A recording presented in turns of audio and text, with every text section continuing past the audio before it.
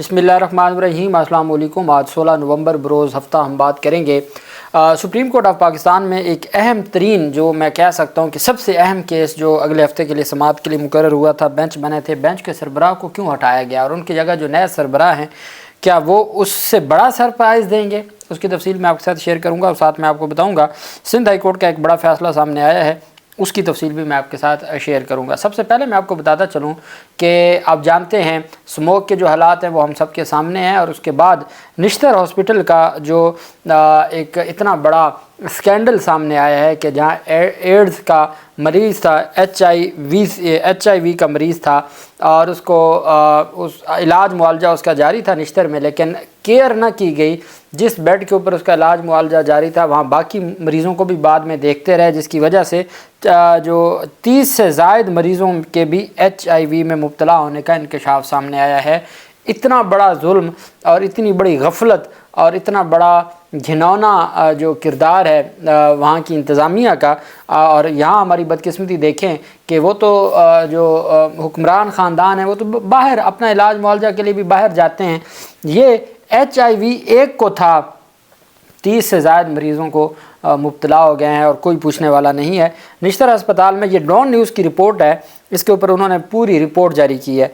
Report के मुताबिक निश्तर अस्पताल में HIV के शिकार शख्स की मौत के बाद जब तहकीक की गई तो मालूम हुआ कि मरने वाले मरीज़ का जिस डायलिसिस मशीन पर इलाज किया गया वहाँ दूसरे अफराद का भी डायलिसिस भी किया गया, जिससे दूसरे मरीज़ भी HIV का शिकार हो गए। रिपोर्ट के मुताबिक मरने वाले मरीज़ 40 साल शाहनवाज पहले ही HIV के शिकार थे, और लेकिन गुर्दों के फेल होने की वजह से उन्हें हंगामी बुनियादों पर डायलिसिस वार्ड में लाया गया, जहां उनका डायलिसिस किया गया, लेकिन बाद अज़ां उनकी तबीयत मज़ीद बिगड़ गई, जिसकी वजह से उनकी डेथ हो गई। मज़कूरा मरीज़ की मौत के बाद ही डॉक्टर्स ने डायलिसिस करवाने वाले दीगर मरीज़ों के टेस्ट भी किए, जिससे मज़ीद 30 मरीज़ों में HIV मुंतकिल होने का इंकशाफ सामने आया है। वो बेचारे पहले एक मुसीबत में मुब्तला थे, उससे बड़ी मुसीबत में उनको डाल दिया।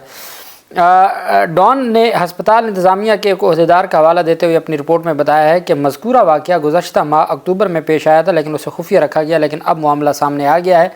हस्पताल में एक मरीज़ को इलाज की सहूलत फराहम करने के दौरान डॉक्टर्स और इंतज़ामिया की गफलत की वजह से दूसरे मरीज़ों में भी ख़तरनाक वायरस की मुंतकिली की खबर ने सबको हैरान कर दिया, और मामले की तफ्तीश शुरू है।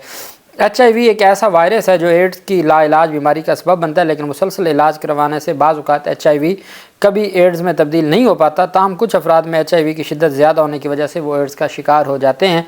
और अब देखना ये है कि कौन ज़िम्मेदार है, किस तरीके से ये सारे मामलात होंगे। डायलिसिस मशीन के दौरान मरीज़ के जिस्म में मुतअद्दिद सिरिंज जो है वो दाखिल की जाती हैं, और मुमकिन तौर पर उन्हीं के ज़रिए दूसरे सेहत याब गुर्दों की बीमारियों में मुब्तला मरीज़ों में HIV वायरस मुंतकिल हुआ है।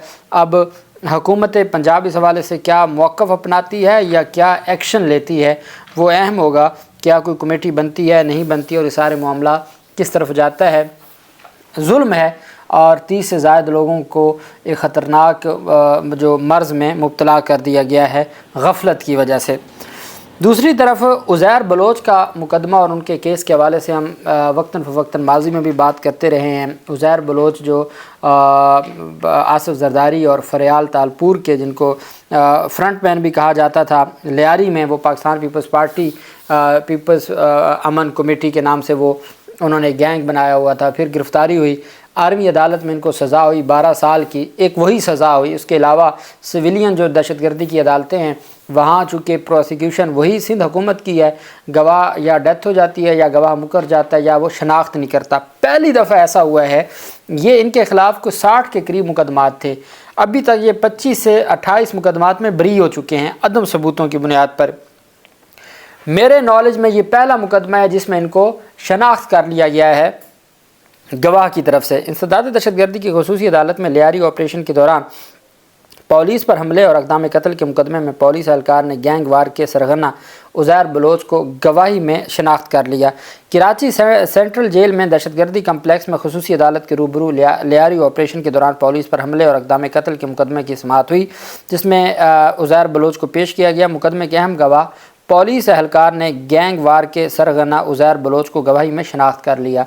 دوران سماعت مقدمے کے گواہ پولیس اہلکار نے عدالت میں اپنا بیان ریکارڈ کروایا، جس میں بتایا گیا کہ گینگ وار کے سرغنہ عزیر بلوچ نے میرے سامنے اپنے جرم کا اعتراف کیا۔ 11 مئی 2020 کو سینٹرل جیل میں عزیر بلوچ سے تفتیش کی تھی۔ عزیر بلوچ سے تفتیش عدالت کی اجازت لینے کے بعد کی گئی تھی۔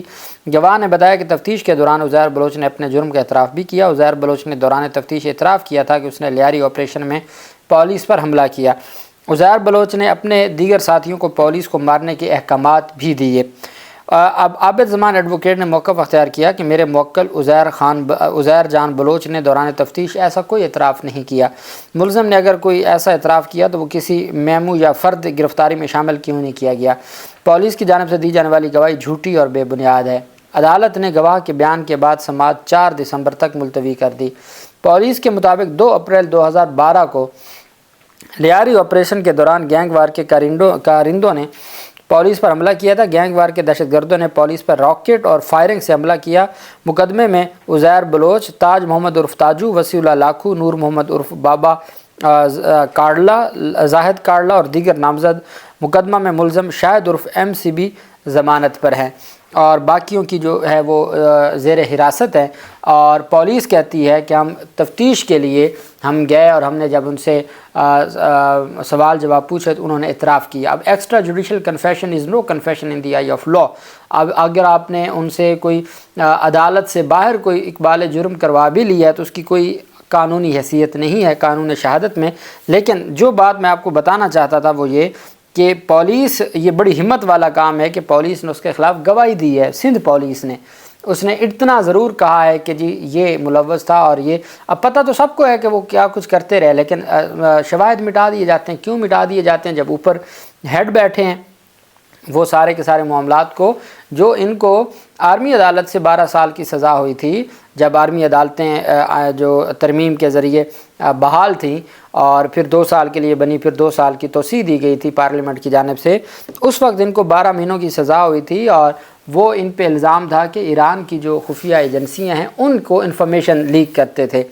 اب عزیر بلوچ کس کا خاص بندہ ہے اور وہ کہاں اس کے اوپر الزام تھا اور کس طریقے سے یہ سارے معاملات چلتے ہیں۔ سندھ ہائی کورٹ نے سندھ حکومت کو اہم تعیناتیوں سے روک دیا ہے۔ سندھ صوبائی محکموں میں نئے ملازمین کو بھرتی کرنے سے روک دیا گیا ہے۔ محکمہ منصوبہ بندی اور ترقیات سندھ نے آئندہ مالی سال 2025-26 میں صوبائی محکموں میں نئے ملازمین کو بھرتی کرنے سے روک دیا ہے۔ یہ سندھ ہائی کورٹ نے گریڈ 16 سے بھرتی روک دی ہے۔ یہ محکمہ منصوبہ بندی و ترقیات سندھ نے مالی سال 25-26 میں صوبائی محکموں میں نئے ملازمین کو بھرتی کرنے سے روکا ہے۔ آئندہ مالی سال میں صوبائی محکموں کو نئی بھرتیوں کے علاوہ نئے فرنیچر، نئی گاڑیاں، نئی مشینری، نئے ایئر کنڈیشن کے لیے پالیسی گائیڈ لائن جاری کر دی گئی ہیں۔ محکمہ منصوبہ بندی و ترقیات نے تمام صوبائی محکموں سے رواں ماہ کے آخر تک جو تفصیلات ہیں وہ بھی طلب کر لی ہیں۔ اب دیکھنا یہ ہے کہ جو سندھ ہائی کورٹ کی جانب سے ایک حکم نامہ جاری کیا گیا ہے جس کے مطابق گریڈ 16 سے اوپر جو ہے جتنی بھی اپوائنٹمنٹس ہیں وہ نہیں ہو سکتی، جو اس سے روک دیا گیا ہے، اس حوالے سے سندھ حکومت کی نے جو اپنا ان کی جانب سے اسٹیٹمنٹ آئی ہے، چونکہ وہ کہتے ہیں یہ پالیسی میٹرز ہیں۔ ابھی تبھی تو یہ آئینی بینچ بنانا چاہتے ہیں۔ آئینی بینچ کیوں بنانا چاہتے ہیں؟ ان کو لگتا ہے کہ شاید ان کی مرضی کے بنیں گے اور ان کو کوئی یہ اپنے مطابق چیزوں کو چلا لیں گے، لیکن سندھ ہائی کورٹ کے چیف جسٹس تمام چیزوں کو جانتے تھے۔ یہی وجہ ہے کہ انہوں نے عدالت سے گزارش کی کہ تمام جو ججز ہیں ان کو ہی مقرر کر دیا جائے۔ سندھ ہائی کورٹ نے پبلک سروس کمیشن کے ذریعے گریڈ 16 کی بھرتیوں کو روکنے کا حکم دیا۔ عدالت عالیہ نے محکمہ کالج اینڈ ایجوکیشن کو سندھ پبلک سروس کمیشن کے ذریعے گریڈ 16 کی 50% اسامیوں پر بھرتی سے روکتے ہوئے چیف سیکرٹری کالج ایجوکیشن اور دیگر کو نوٹس جاری کر دی ہے۔ ہائی کورٹ میں محکمہ کالج ایجوکیشن میں رولز سے متعلق گریڈ 16 میں بھرتیوں کے خلاف درخواست پر سماعت ہوئی۔ درخواست گزار کے وکیل نے موقف دیا کہ کالج ایجوکیشن کے رولز کے مطابق 50% پروموشن جبکہ 50% کمیشن کے ذریعے بھرتیاں ہوں گی۔ درخواست گزار کے وکیل نے بتایا کہ محکمہ کالج ایجوکیشن میں 251 بھرتیوں کا سندھ پبلک سروس کمیشن کے تحت اشتہار دیا ہے۔ عدالت نے محکمہ کالج ایجوکیشن کی 50% 125 اسامیاں خالی رکھنے کی ہدایت کی تھی، لیکن رولز کو نظر انداز کر کے تمام بھرتیاں SPSC کے ذریعے کی جا رہی ہیں۔ عدالت میں وکیل نے دلائل دیتے ہوئے کہا کہ رولز کے تحت گریڈ 16 میں سندھ پبلک سروس کمیشن کے ذریعے 50% بھرتیاں ہی کی جا سکتی ہیں۔ عدالت نے محکمہ کالج اینڈ ایجوکیشن کو سندھ پبلک سروس کمیشن کے ذریعے گریڈ 16 کی 50% اسامیوں پر بھرتیوں سے روک دیا۔ عدالت نے چیف سیکرٹری کالج و ایجوکیشن اور دیگر کو نوٹس جاری کر دیے۔ درخواست محکمہ کالج ایجوکیشن کے ملازم کی جانب سے دائر کی گئی تھی، تو اس پر عدالت نے 125 اسامیاں کی تعیناتیوں سے روک دیا ہے۔ حکومت سندھ کو اور چیف سیکرٹری سندھ کو بلا لیا ہے۔ میں نے آپ کو بتایا تھا کہ حکومتی اتحاد جو 3 سیٹوں سے فارغ ہوا تھا اور الیکشن ٹرائبونل نے ان کی ری پولنگ کا یا ری کاؤنٹنگ کا حکم دیا تھا اور ان کو ڈی سیٹ کیا تھا، اور اس کے خلاف یہ گئے تھے سپریم کورٹ آف پاکستان میں۔ صرف ایک کیس تھا علی مدد جٹک جو پیپلز پارٹی کے ہیں، ان کی حد تک قاضی فیاض عیسیٰ بینچ نے اسٹے دیا تھا، لیکن اب مین کیس کے اوپر سماعت ہونی تھی۔ اطہر من اللہ صاحب کو بینچ کا ہیڈ بنایا گیا تھا۔ اب خبر یہ ہے اور جو اب تک کی اطلاعات ہیں کہ اطہر من اللہ صاحب اویلیبل نہیں ہیں 20 کو، جس کی وجہ سے جو 3 رکنی بینچ تھا اس کا سربراہ اطہر من اللہ صاحب کی جگہ پہ اب جسٹس شاہد وحید صاحب کو بنا دیا گیا ہے۔